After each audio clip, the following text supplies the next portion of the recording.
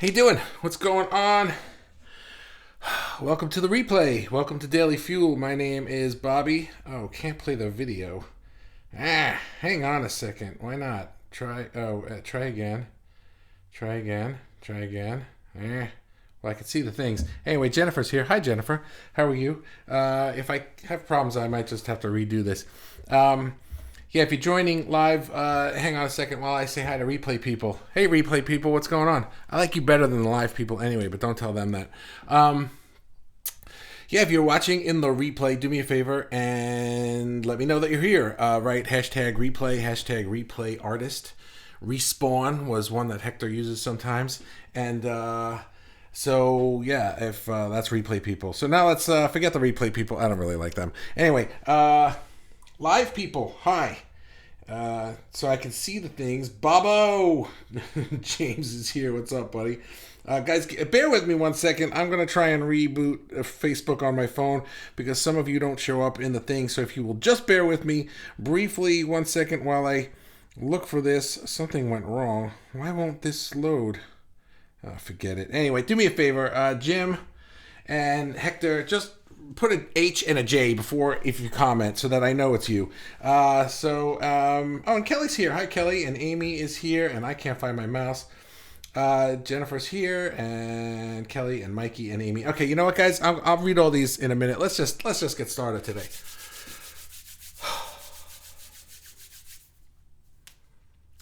Opportunity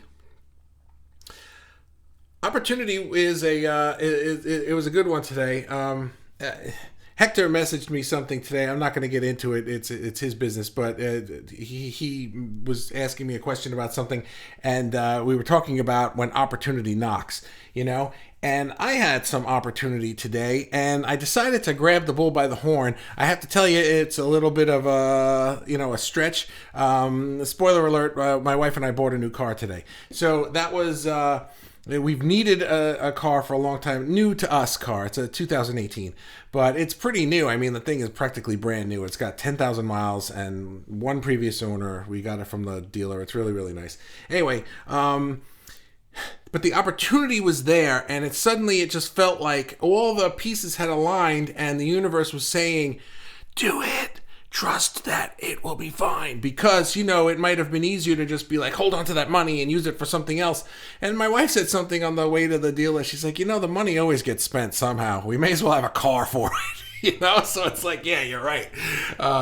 So there's that, you know, and here was the thing. This happened to be kind of a big opportunity, and that's why I was happy to do this one today when Hector brought it up to my attention, because I feel like it made me realize, anyway, tell me if you do this. I feel like I'm always looking for opportunity to be like this big grand thing. Like I'm going to go from A to Z because suddenly this opportunity presented itself and I can leap over the whole board and get to the finish line. And it's just like, but I don't think life really works that way. I mean, yes, sometimes there are things that happen that way, but then I feel like sometimes what we do is we just kind of sit around and wait and be like, well, I'm not going to do anything until that opportunity shows up. And I think that's a mistake, because then it doesn't. And that's where that cliche, opportunity seldom knocks twice, or opportunities are rare, or, it's because I think people are just sitting around waiting for opportunities rather than making opportunities. And so I want to talk about that today. So I've got 3 things for you, as usual. Number 1 is to be prepared for opportunity. So I feel like, and this might be, again, I feel like sometimes we have this secret weapon, the superpower as artists, because we can dive into our core genius with our hands or with our minds, more than some other people can, or at least more than I can imagine that they can, because they're not artists. And how do you do that dumb thing? That's not cool, right? So I feel like try to prepare yourself for opportunity knocking by always taking steps forward. It's like you want to, maybe you have this vision for where you want your art career or your business or just your art in general, or it doesn't even have to be art related. It could be something else. It could be relationship related. This applies to everything across the spectrum of human beingness. But if you're always taking steps forward, always working on some little thing that you can, I think what we're going to find is that there are opportunities all around us all the time. They're just not always those big game-changing opportunities. They might just be an opportunity to have lunch with somebody, or an opportunity to have a phone call or catch up with someone, or to try out a new paintbrush you've always wanted to get. I don't know. It could be anything. So pick a little minuscule thing that just seems mediocre in your life, but that you do all the time, and think of them as opportunities rather than thinking of them as the mundane things I just have to do because it's Monday. If we practice seeing these things as opportunities, then opportunities start to show themselves more often. It will start to snowball and compound. Taking that little bit of inspired action will allow the universe to show you a bigger opportunity, and then a bigger one, and then a bigger one, until you are taking those big leaps, except they don't feel like big leaps to you anymore. They just feel like what you do. And I think that's it, is that we may be taking bigger leaps than other people. You might look at me, or you might look at other people, and you just might see somebody who's leaping and bounding through life. But to that person, it's just like, oh, I'm taking little baby steps. It becomes relatively small steps to the person taking them. It can seem big to other people.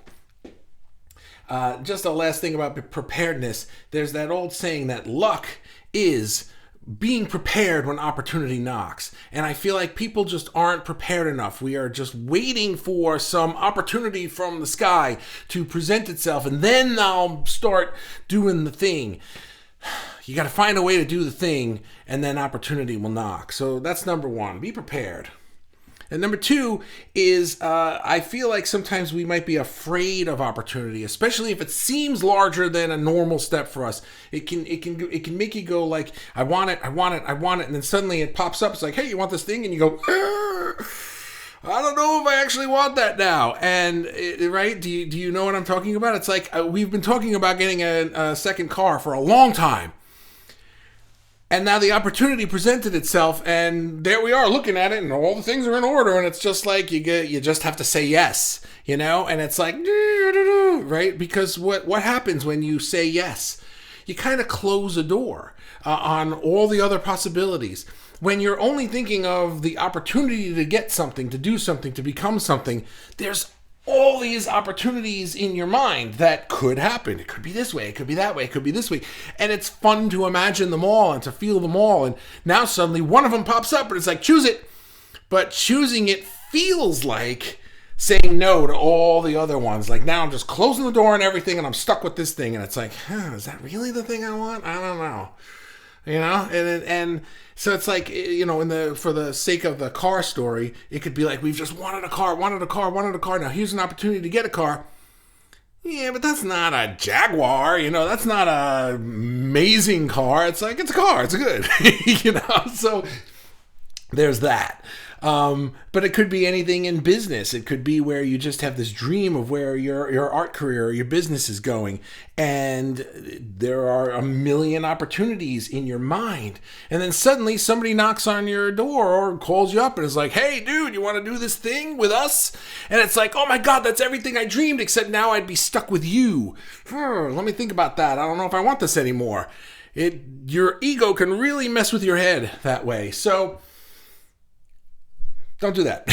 Right? So, number three is that I feel like we have the ability to just create our own opportunities. This kind of goes along with number one and number two, is that think of it as we are creating our own opportunities. We don't have to sit around and wait. We can just kind of grab the bull by the horn. If you want to work with a certain thing, let's forget the car analogy for a minute, but thinking of artists, right? What do artists want to do? Well, some of you want to have your work shown in a gallery, or be in some big sale or auction, or become a commissioned artist, or take the leap from working full-time to being a full-time artist and opening your own place or business or something like that, right? We can take the opportunity to do these things by ourselves. We don't need anyone to give us permission. I forgot to close the door on my dog, and she's walking around on my head. Go to bed, right? So we don't need anyone to give us permission to do these things. You can just call the gallery and ask, hey, how do I get in, right? Just call and ask. Reach out to people. Reach out to them on LinkedIn. Pick up the phone and call people. Show up. Right? The worst thing that people can do to you is say, get out. No, that's the worst thing. No one's going to stab you in the eye. No one's going to kick you. They're just going to say, no, thank you. And that's it. And I feel like we're so afraid of being told no by anybody that we just would rather sit and wait for somebody to bring the yes to us rather than ask. Because when you ask, if you want an opportunity to happen and you just start asking for it, I guarantee you most people are going to say no. They're just going to say no. And your ego is going to want to make you think that, well, you're just not good enough, or you haven't been doing this long enough, or you're just not good enough. Really, that's what your ego is worried about, is that the rejection is a personal attack. And we don't want that personal attack. Well, try to get over that. There's really no way around this. You got to get over that. That is the thing that I think is holding so many people back in life, and not just artists who want something out of their art career, but really it's this idea that when somebody says no to us about something that we want, it feels like the end of the world. It feels like we are being personally attacked, and it just isn't that. So we need to get over that, and I feel like this is such a big thing. I feel like I need to do daily fuels, and I'm going to make this a topic for the thing I'm working on. So anyway, I'm going to leave that there, but we're going to continue this conversation about rejection and being told no, because if you can learn how to take a no and just be like, then you're just not right for me, and this is a gift from the universe, and this is an opportunity for me to now forget about you and take you off my list of millions of possibilities and dwindle them down to the one that says yes. Now I can breathe. Okay, let's go to the comments and see what we got. So, good. There's an H there. Good. I can see most faces. Okay, Bobo, that's Jim. Amy, hello, everyone. Kelly, so glad I have the opportunity to be here live. Me too. Always nice to see you. Mikey, Monday. Yeah. Amy is jealous. I got no popcorn. Why, who has popcorn? Hector here with the popcorn. Right, I remember that now. That sounds good, popcorn. I like popcorn. Jennifer is here. Hey, Jennifer, I like this topic of opportunity. I know I didn't make popcorn either. Jennifer is always great with the replay comments. You comment while it's going on, and it's so funny because now like a day has passed. I have no idea what your comments are reflecting upon, but I'm always happy to see them, Jennifer. So thank you for that. Marsha is here. Hey, Marsha, how are you? Good evening, Bobby. Great week for new opportunities. It is, yes. Nice. What kind of car? Oh, yeah, that would help. It's a Ford Focus. It's small. It's a 2018. It has 10,000 miles. The thing is practically brand new. I think somebody drove it around the neighborhood for a couple of years, and that was it. It's in pristine condition. It has all the things, even remote start. So we have one car that we've had for a long time, and the kids grew up with this car, and it's a larger car for the family. But now my kids are in high school. The four of us are hardly ever in the car at the same time, and we don't need another car like that. But I was working at home, and my wife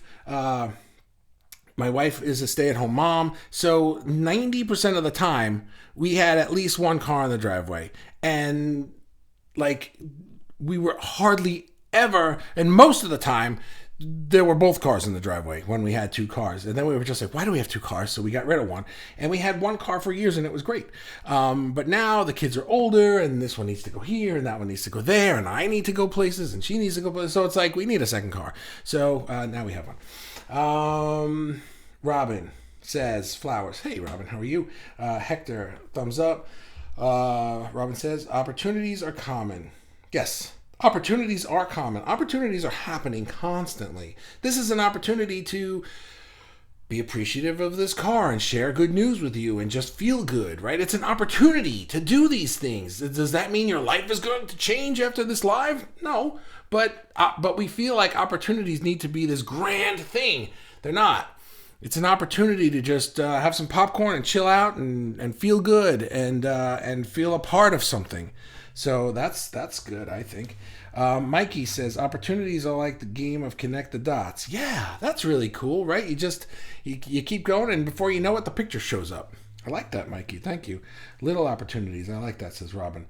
Hector says the show is better than my popcorn. Good job as always, Bobby. Thank you, buddy. Appreciate that. Robin says little opportunities start to snowball. I like that again. Cool.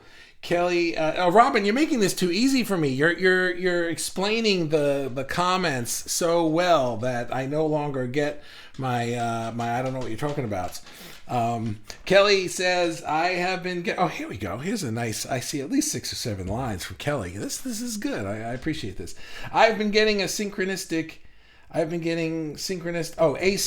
nod toward an opportunity, and I've been resisting. I think it's me being afraid of success or fulfillment. Easier to ignore the opportunity, but then life is stagnant. That's exactly what I'm saying, right? We have this desire for this thing that we want. When the opportunities start to present itself, it narrows down the field of potentials, right? And it also makes it so that if I say yes to this, I'm committing to something down the road where I have now gotten comfortable not being committed to that. It's almost like we create this habit of wanting something, but we don't know what it feels like to have it. We just know what it feels like to want it.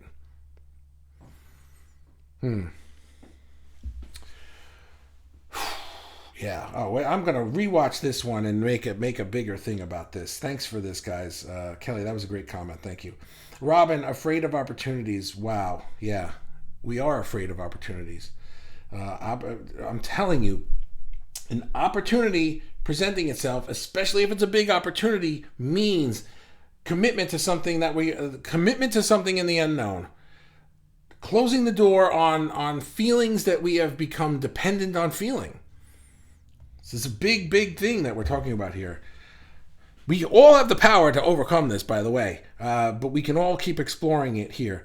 I like this. Robin, I'd like to... Wait, did I skip one? I skipped one, sorry. Jennifer says, ego likes to find excuses. Yes, absolutely. Rob, the ego is interesting. The ego is that thing, that part of us that's looking for the tiger in the woods, right? We evolved from cavemen, and now we're walking around, and there were predators that ate people at one point. Thank God we don't live in that time anymore, right? But that was common, and so we evolved to see the wolf or the tiger or the bear or the whatever, and now they're not there anymore. Except we're constantly looking for those things. So it could also be that not only is an opportunity meaning that now I have to commit to something that's unknown, I have to close the door on other potentials, but I also am now, because it's unknown, is this really an opportunity? Are they lying to me? I can't tell you, right? The feelings that I would get, it's like I'm going to look at cars. Oh my God, car salesman! They're gonna try and sell you a lemon, right? And it's like, no, he was a nice guy. He was just a guy, and we talked, and he was a human being, and we connected, and I went out with Laura, and we decided let's just see how the energy feels between us and people, and we test drove over here, and then we went over here, and really like this guy, didn't really connect over here, right? So we went back to the first guy, and we were just like, look, show us this one again, and let's talk about it. Very mellow, very easy. My ego wasn't finding the wolf or the tiger in the woods. It was just like, I don't see anything. I guess this is okay, except I feel like there should be something. That's what your ego's doing. Robin says, I'd like to be prepared for opportunities, but I'm so scattered. Interested in everyone and everything. Have projects. Hard to get prepared.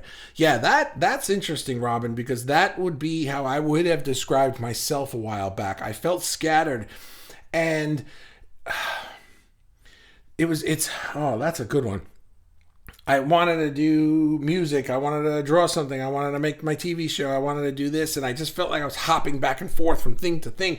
And the thing that I landed on was that I thought that one of them would be some big opportunity at some point, and then I would just do that one thing. And what I'm realizing now is what I'm actually doing is I'm creating a brand new thing by myself. I'm creating my own opportunity, and it's combining all of the projects because they're all me and I love them all. And I don't want to just do this one. I want to do this one and this one and this one, right? So maybe, I'm not saying that's your thing, but maybe think of it that way. You know, am I jumping from thing to thing? Am I really scattered? Or is it that I have a lot of pieces to the puzzle and the universe is showing them to me out of order, except now I've got the pieces. Maybe they fit together somehow. And maybe no one's going to come around and say, hey, Robin, do this one. Maybe it's me saying, I'm going to do these and figure it out. There's a very simplistic answer to that, but I think you know where we're going with that. This is Amy. When my confidence was low, I shied away from opportunities, but since the confidence levels have increased, I just seem to automatically embrace them and see where they will go. That's wonderful. That's awesome. Opportunities and confidence go hand in hand. If you lack confidence, then you're going to see opportunities as a threat. You're going to see them as lacking confidence could show you an opportunity as they might see that I'm not good. I don't believe that I'm good enough, and now they're asking me to do this thing. I don't know that I'm ready for that yet. Now, you may not be ready for that yet. That happens too sometimes. Sometimes opportunities come too quickly. But that's not really what we're talking about here. It's more like if you can practice and practice and practice and ask, and then the confidence just builds. It happens over time, and we need to be patient with it. But yeah, that's wonderful to hear, Amy. Good for you. Jennifer, sweet. Low mileage and self-start. Yeah, self-start. Laura was very excited. That's my wife. When we found out that it had self-start, we didn't even know. The salesman had the keys on his desk. He's like, oh, look at that. It has remote start. And we were like, right? Robin says, oh, I just saw your story today about remote start. I put your keys in a metal box to avoid it being stolen. My story? Okay, you gave me one that I don't understand. Sorry, I don't know what that means. Yeah, I mean remote start. I got it. Kelly, terrifying freedom. Yes, that's what I've been calling it. It's beautiful and scary, living by choice. It is. Again, opportunity means stepping into the unknown, and the unknown can be scary, especially if we're not practiced at it. So if we can practice being in the unknown with little things that are relatively safe.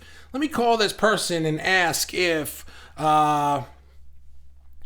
let's take the art gallery thing, for example. You're an artist and you want to be in a gallery, right? Well, maybe you don't just show up and say, put me in your gallery, or else, they're going to kick you out. But you can start to reach out to people at galleries on LinkedIn. You can start to have conversations. You can ask questions. It doesn't even have to be, can I be in your gallery? It could even be like, what does it take to get in your gallery? What are you looking for? What would I need to show you to be accepted? And then if their answer is something that you just know is, oh, I'm not up to that yet, then work up to it. Now you have a goal instead of just a dream with like, oh, I'm in the dark and I have no idea where this thing is. Now it's like, oh, it's over there.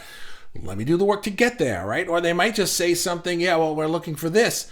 And you might say like, really? That's it? I've been doing that for 5 years. I know exactly how to do that. I can show you 10 pieces like that. Okay, bring them over. Let me see. What do you think? These people aren't looking for people? Right? It's like we're afraid of other people. Like they're gonna like oh, I have now opened a gallery and I need to show art in it. So when artists ask me, can they be in my gallery? I'm going to laugh at them and say no, and I'm never going to show art in my gallery. No, of course not. They're looking for stuff, right? I would think so. I don't put stuff in galleries, so maybe I'm completely wrong. But you know what I mean. Take it generally. People who do a thing, and you want to be a part of that thing, well, they have a thing, and they want people to be a part of it. They didn't make the thing so that nobody's a part of it. They want people to be a part of it. Am I making sense today? Robin says, yes, Kelly, opportunities can promote fear. Fear of success. That would be a good fuel. Yeah, that would be a good fuel. Thank you.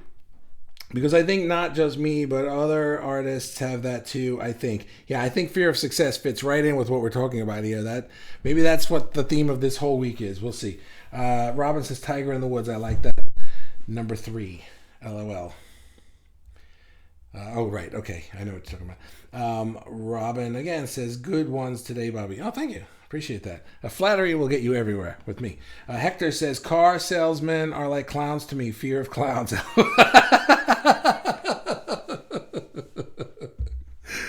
Oh, man. It's funny. Kelly says, I like that a lot. The scattered thing being pieces of the puzzle out of order. Yes, the puzzle, especially when I have all the pieces. Yeah, I took that from a live I did a few weeks ago. I don't know if you saw it, but what I was saying was that sometimes the universe will present us with things out of order.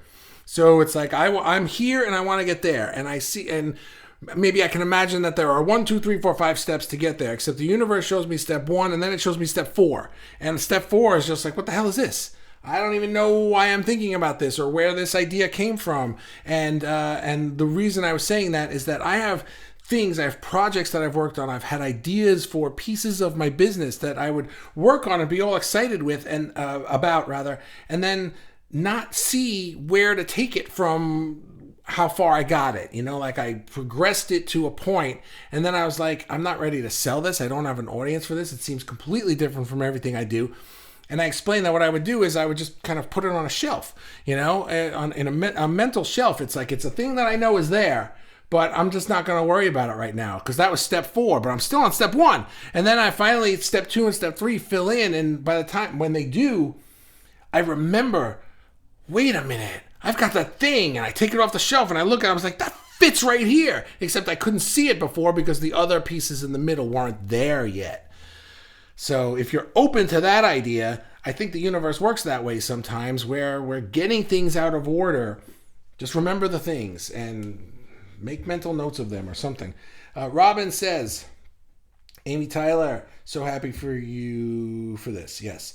Mikey, in the middle of difficulty lies opportunity. Einstein.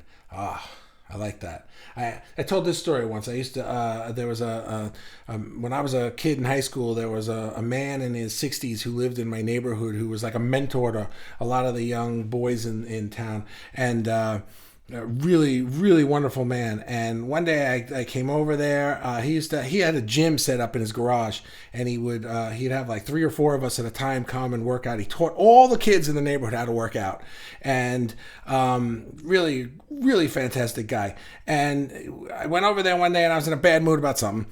And he's like, what's the matter? And I was like, I have this problem. And he reminded me, he's like, you don't have a problem. You have a difficulty. And I didn't know what the hell he meant. I was like, what's the difference? Except as an adult, I became aware of the semantic difference between a problem and a difficulty. And out of difficulties come opportunities. And just about everything that we deal with that we think are the end of the world is really just a difficulty that is contrast, so that if we would just stick through it and just look around the corner a little bit, we would see the opportunity. But a lot of times what we do is we go, oh, I don't like this thing. And then we don't see the opportunity. Because we're monkeys and we make silly things and we try to figure it out ourselves. Did you like that? I try to be as lively as I can. I try to be as entertaining as I can. Mikey, Robin says, thumbs up to Mikey. Amy says, I think also, a lot of times I did not take opportunities because I was embarrassed getting so many good compliments. Weird, I know. No, I don't think that that's weird. I think that being embarrassed of compliments is also part of the ego thing. The ego, or whatever part of your subconscious or something, is not used to it yet. And it's unknown. And it's almost like if they say how great I am and I start believing it, I'm going to have to live up to it. That's unknown to me. It is more known to me to be relatively unknown to everybody else and to just be at this level. Wow, this I'm gonna have to dissect this one. Such good comments today, guys. Really, I can't tell you how helpful this was. We're gonna have to revisit all of this stuff, but Yeah, but that's not weird, Amy. I would submit to you that is not weird. I think it's very normal, and don't be hard on yourself because it's just another thing where it's an opportunity to feel good, and it's unknown to you, so you shy away from it. That's all that's happening there, and whether it's this or that, and the problem too is that we look at other people who don't have that problem, and we say, why don't they have that problem? Well, they have a different problem. Or difficulty, I should say. Robin says, yes, I liked that. You're marching. Opportunity part 2? I think so. We'll see if I call it that, but yeah. Hector, yes, let's revisit. Cool. Hector, thanks for the H's today. I don't know why you're still not showing up. Just about everybody else is, except you. But what are you going to do? So, all right. And Jennifer says yes. Yes, finally I got one. Yes. No idea what yes means, but I love it. I love when I don't know what the comment means. All right, guys, I'm going to split. Thank you so much. This was a great one. They're all great, but sometimes they're just great. You know what I mean? So I really appreciate it. Have a good night. I will see you tomorrow. And as always, thank you so much for spending time with me. Jennifer, you can have the booby prize today. And that's it. Have a good one. Bye-bye.